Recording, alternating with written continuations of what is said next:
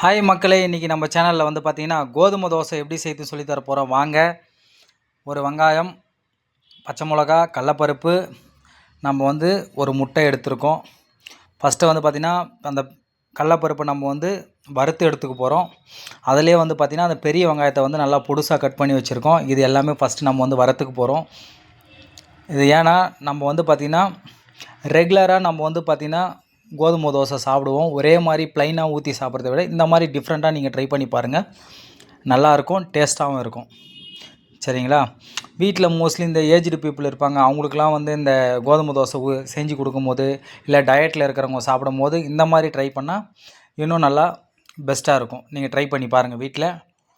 நம்ம வந்து பார்த்திங்கன்னா பெரிய வெங்காயம் பொடுசாக ஆட் பண்ண உடனே நெக்ஸ்ட் வந்து பார்த்திங்கன்னா பச்சை மிளகா ஆட் பண்ணுறோம். பச்சை மிளகா ஆட் பண்ண பிறகு சால்ட் ஆட் பண்ண பிறகு தான் நம்ம கொஞ்சமாக மல்லித்தலை கட் பண்ணி வச்சுருக்கோம். அந்த மல்லித்தலையை ஆட் பண்ணி வதக்கி எடுத்துருங்க. வதக்கி எடுத்தது வந்து பார்த்திங்கன்னா ஆற வச்சு நம்ம ஆல்ரெடி கோதுமை மாவு கரைச்சி வச்சுருக்கோம். அந்த மாவில் வந்து நம்ம வந்து இப்போ நல்லா மிக்ஸ் பண்ணிக்க போகிறோம். நெக்ஸ்ட்டு வந்து பார்த்திங்கன்னா ஒரு முட்டை ஆட் பண்ணுறோம். நம்ம அதில் உடைச்சி, முட்டை வேணான்றவங்க முட்டை நீங்கள் சேர்த்துக்க வேணாம்.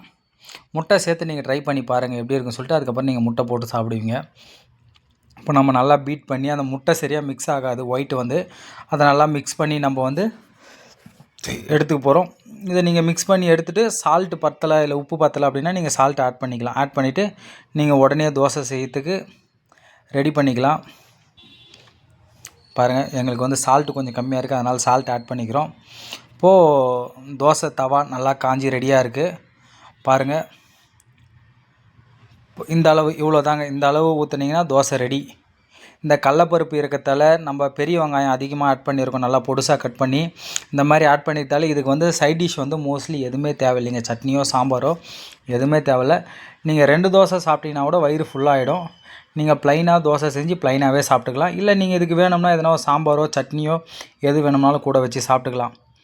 பாருங்கள், தோசை ரெடி. நீங்களும் வீட்டில் இந்த மாதிரி ட்ரை பண்ணி பாருங்கள். ட்ரை பண்ணி பார்த்துட்டு எப்படி இருக்குன்னு சொல்லிட்டு கமெண்ட் பண்ணுங்கள். சப்ஸ்கிரைப்